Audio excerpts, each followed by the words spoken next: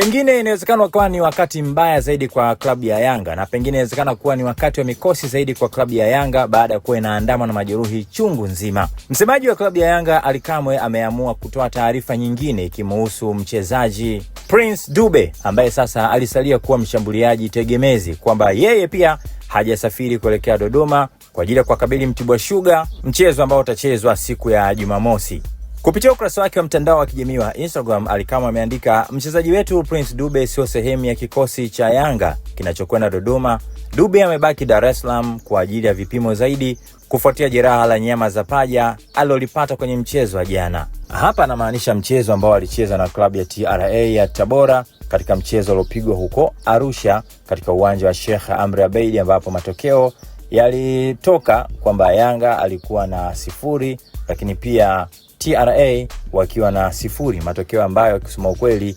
yaliwanyongonyeza ama yaliwanyima usingizi mashabiki wa klabu ya Yanga, wakijiuliza hasa hatma ya kikosi chao, kwa sababu kila kukicha ni majeruhi, lakini pia kilalamikia kuhusiana na ugumu wa ratiba kila baada ya siku 2-3 mechi na vitu kama hivyo. Sasa alianza Clement Mzize, lakini pia akafuatiwa na beki Dickson Job, akafuatiwa na beki tena Ibrahim Baka, baadaye ikahamia kwa washambuliaji ambapo Depu pia naye amekumbwa na majeraha, yuko nje ya uwanja kwa kipindi cha zaidi ya wiki 2, lakini sasa imehamia tena kwa Prince Dube. Mambo yanazidi kuwa magumu kwa upande wa klabu ya Yanga.